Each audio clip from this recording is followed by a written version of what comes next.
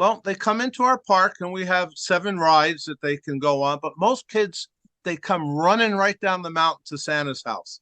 They'll even go by the reindeer barn to come see Santa. Now, the kids that come in that are smiling and jumping and ready to see me are the kids that know they're on the good list. The poor kids that sit there and they really don't want to come in. And I keep telling them, I'm not the dentist. I'm Santa Claus. Welcome to the Business Ownership Podcast, brought to you by Awareness Strategies, helping you navigate the waters between entrepreneurship and ownership. Hey there, peeps. This is Michelle Nedelec, and I am extra super special that you're here today because my guest is not only amazing and awesome, he's phenomenal. He is none other than Santa Claus. I'm stoked to have you here. Thank you. Well, so I'm much happy for to be taking time here. out of your schedule. Oh, thank you. It's my pleasure. Awesome. So in case somebody doesn't know, tell us who you are and what you do for fun. Well, I'm Santa Claus, and I've been here at the North Pole since 1949. Wow. And what makes it so happy, you said it, what makes it fun is seeing all those smiling faces on children every day of the year. Because as you know, Christmas isn't just December 25th. It's every day, because the true meaning of Christmas comes from our heart. It's not what we get under a tree. It's what we do for each other. And that's what I tell kids every day. I love it. So, silly question. What happened in 1497? When was that? 19, no, 19, don't, hey, I'm old. Like I tell the kids, I'm older than the dirt outside. 1949, we built this place, okay? We decided that we wanted to see children. We couldn't see them in the North Pole because of the remoteness. So our founders found this beautiful piece of property on the side of Whiteface Mountain in Wilmington, New York. Now, it's just about as cold here at times as the Arctic, but at least we have a major highway system that can bring children back and forth. It is much faster. Well, I was going to say it's much faster to go on roads, but then you have been known to travel around the world pretty fast with reindeers, but I guess we're not all privy to the reindeer transportation. Exactly. Mode. And I can't use them every day. Otherwise I would, believe me. I appreciate that too. So what made you decide to open up a facility in New York? Well, it kind of gets lonely up there in the wintertime with no daylight from, well, I guess it's like now mid-November on. It gets depressing. All right. And there's only so much enjoyment you can get from a fireplace. And those smiles that I see on children just amplified the more children I could see. So we moved down here, we built this beautiful place, and we see thousands and thousands of children year round. That is wonderful. So what do kids experience when they get to go and see you there? Well, they come into our park and we have 7 rides that they can go on, but most kids, they come running right down the mountain to Santa's house. They'll even go by the reindeer barn to come see Santa. Now, the kids that come in that are smiling and jumping and ready to see me are the kids that know they're on the good list. The poor kids that sit there and they really don't want to come in. And I keep telling them, I'm not the dentist. I'm Santa Claus. There isn't anything that you have done that I haven't done myself as a kid. So come on in, let's talk about it. And that's why I like being here instead of in a mall, because I get more chances to talk and really get down to the bottom of things. Where my partners that go to the malls and various places, they have a time schedule. You know, I'm a little more flexible. So when a child comes in and has a ton of questions, and believe me, I have heard them all. You know, like the time that little Johnny was so sad to be here. And I said, what's the matter? You're happy. This is a happy place. You know, and he says, yeah, I wanted my daddy to be here. So I said to him, well, you know, dads and moms, their schedules, sometimes they just can't. Maybe dad's working. No, mom threw him out. I won't go into any more. Okay. But you get the idea. So he was there with his mom and his aunt. So we turned it around. And I said, well, you know, we're going to leave the adult problems to the adults. You have enough problems being a kid. I know, I've been there. All right. So we had a very good experience in like 5 minutes. You know, that's awesome. You have a Santa therapy. Exactly. Exactly. Awesome. Well, I do have a master's in clinical psych. All right. So it helps. Helps. Right, well, you got to do something throughout the year, I guess, when you're not making Exactly. toys. So, I why tell not study kids you're clinical never too old psychology? to learn. That too. Nice. So tell me a little bit more about kind of what does it look, especially all year round. When is your, I assume your busy season's kind of before Christmas, like December, Right. Thanksgiving to December to Christmas? Is that kind of the Well, thing, or? our season starts around July 1st. We run through the summer 5 days a week. We have Christmas in July. We have a couple special events, a day with the Clauses. We make up some special, happy times that they can do things other than just come through the park. And then we close at the end of the summer, only to open on weekends up to Columbus Day. Then we shut down until the second weekend in November. And that's our Yuletide family weekends, where we have general admission available weekends right up to Christmas. And on top of that, we have an opportunity to buy a package, a Yuletide family weekend, where families come. They have 2 nights in a motel. Usually we have package deals set up with motels, lodging and that. And they have a restaurant here, and there's a restaurant down the road that we use. And I make a personal appearance. We do a skit on Friday. Our elves go down and help decorate a tree. And on Saturday night, I actually get to attempt to come down a chimney and bring gifts. So each child that attends gets a present, and we sing songs and have a really good time. Jeez, that is awesome. So you mentioned the rides, you mentioned going and visiting you. Are there other things to do? Do the bigger kids get something to do? Well, we have a reindeer barn, which is always exciting. The kids get a chance to go in and see a real live reindeer. Okay. And we have a full herd of reindeer, but we learned from COVID that we shouldn't put them all together at one time. So we rotate 4 at a time. We have 3 pastures. We move the deer around kind of like a quarantine to keep them safe, because they're a major investment, number one, and they're very important to have come Christmas Eve. Right. So other than that, we have our shops. We have a bake shop, a candy shop, a hat shop, a candle maker. We have strolling musicians and magicians. So there's a lot of entertainment, plus our child-themed activities. That's awesome. That sounds fantastic. So for those of us who aren't familiar with the area, say somebody's going to visit, I don't know, Manhattan for the Christmas holidays, what kind of vicinity are you in New York? We're approximately 5.5 hours from Manhattan. Okay, you'd come up. Don't do it on the weekend. Right. No, you'd have to come up the state 87 north. Yep. Up into the Adirondacks and get off at exit 31 or 33, depending on, well, actually you can get off at 30 and come up around through Lake Placid, which is a beautiful. So we're only minutes away from Whiteface Mountain ski slope and the Olympic Village. So all the skiers going up to Whiteface, they're the ones that you're really looking at. They come all the time. Nice. When Ironman is here, they have a family day. We get a lot of visitors from that. When the I Love New York Horse Show is an event going on, we get a lot of families that want to take a break from the horse show and come out here and relax for the day. Beautiful. Well, I'm only slightly jealous on the west side of the continent for all of those going skiing in Mount Placid. That'd be awesome. It's beautiful. Beautiful out here. Nice. I love it. So how is the business of Santa Claus? I know with markets have come and gone in your lifetime. Like definitely. I cannot explain. I understand. How are things now? It's very competitive. Yep. The one thing that we try to stick with is the fact that we are supposedly the first authentic theme park in the United States, but we're the oldest. And Walt Disney himself visited here or sent representatives to help get ideas how he could create his parks. All right. We have tried to stay with the art. We're a children's park. You're not going to see rides for kids over 15, 16 years old.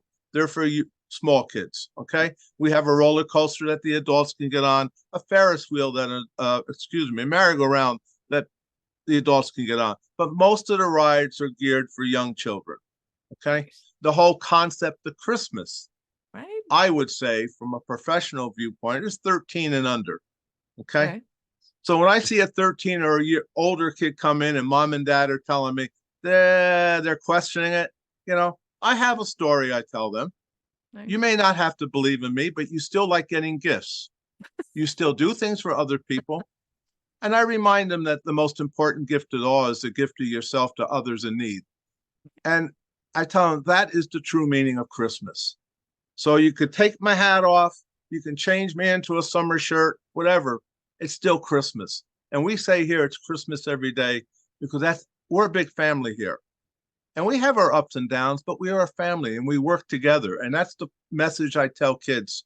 You don't always get along with your parents or your siblings, but you love each other. You have to learn to love and forgive.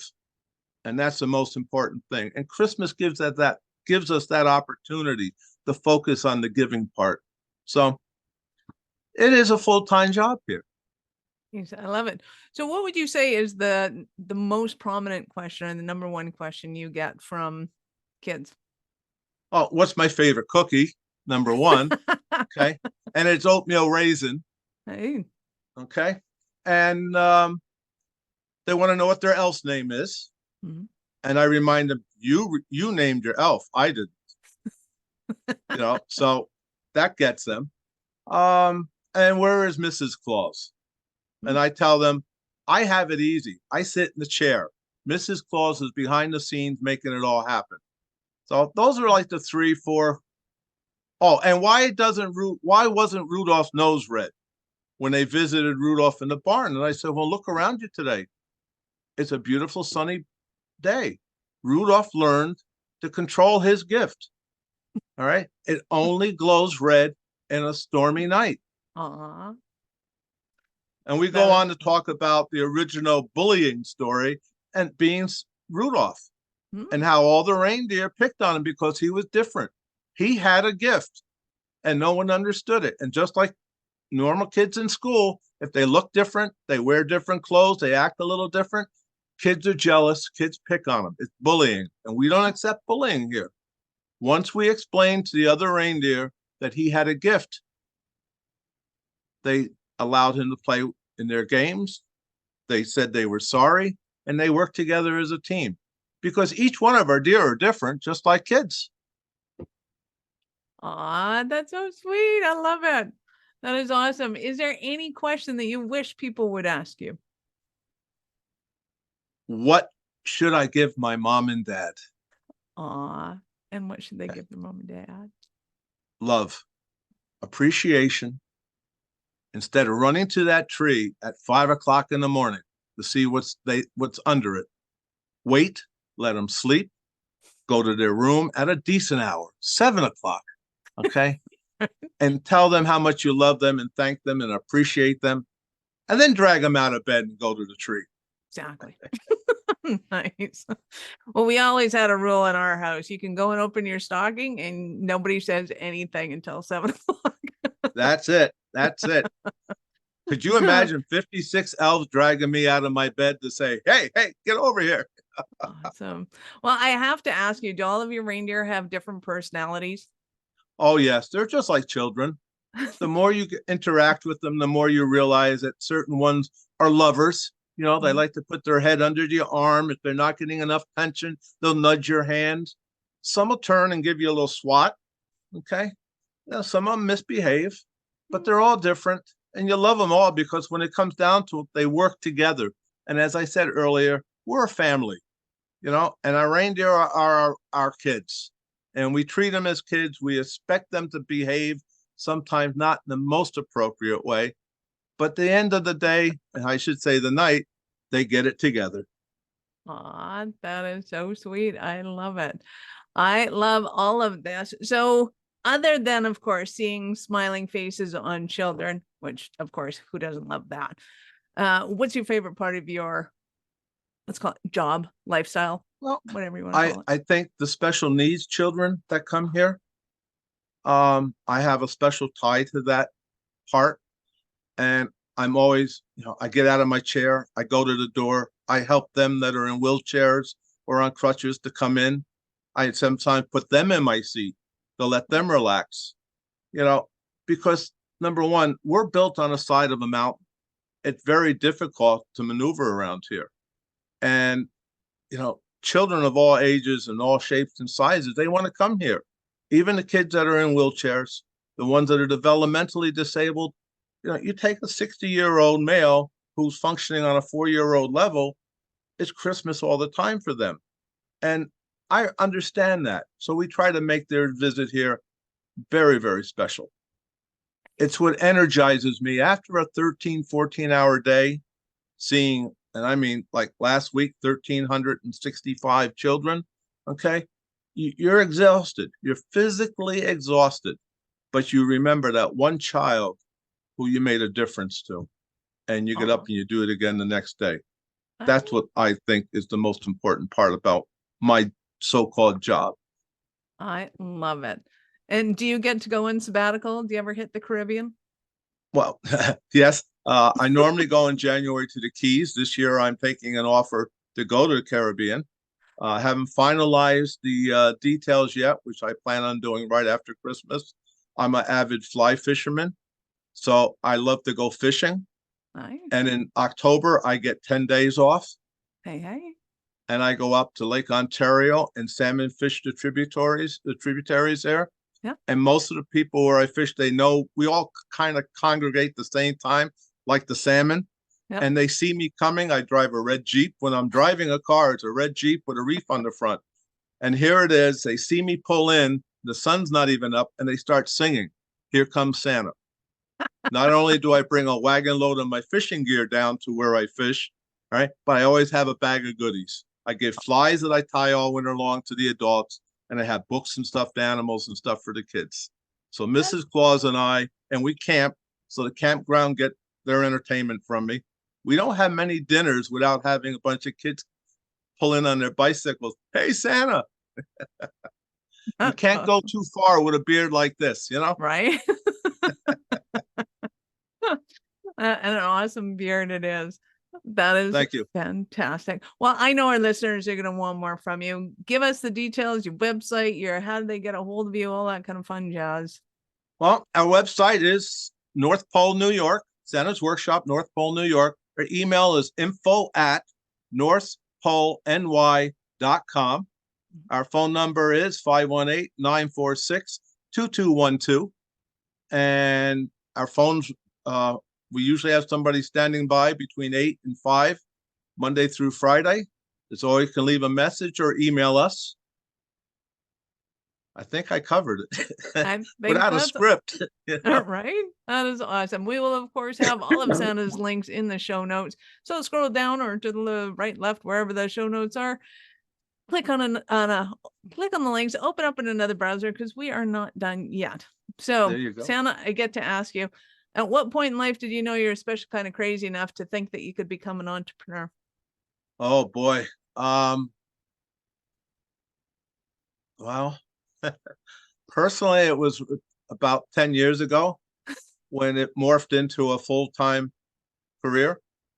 But prior to that, it was 35 years working with children. So, it's kind of a special calling. And, was it the white beard that gave it away, or was there something else? Well, no, it wasn't the white beard. That came in afterwards. Now I had the opportunity here to come in and be part of the program. And after a while, they said, "Hey, you could be doing this." So here I am.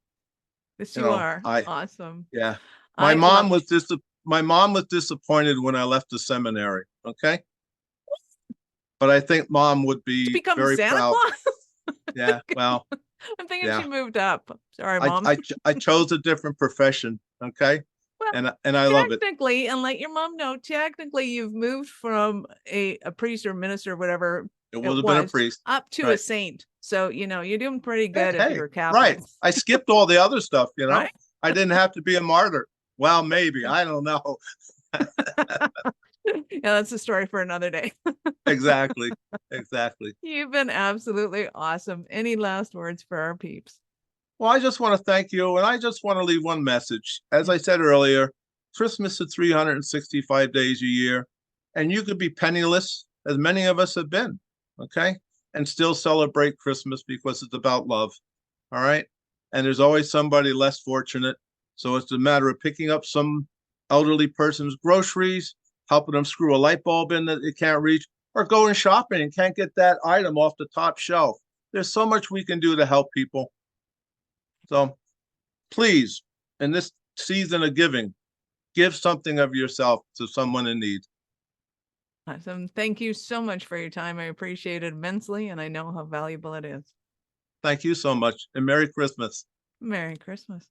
Peeps, thank you for being here with us today. Be sure to lay some loving on your fellow entrepreneurs. Love, hope, and happiness all year long, and we will all be better for it. How's that? Amen. Awesome. Thank you for being here. We love helping entrepreneurs grow. Are you running a business over 7 figures but still struggling with technology headaches? Pay attention, you do not want to miss this offer. This podcast episode is brought to you by Awareness Strategies, who is offering a custom-built digital adoption roadmap for anyone running a business over 7 figures who's wanting to grow their business in the next 5 years. And it's not just a roadmap, they offer full implementation as well if that scares the out of you. Check out awarenessstrategies.com/roadmap for more details today. The link's in the show's notes. Don't regret not doing this. Do it now. That's awarenessstrategies.com/roadmap.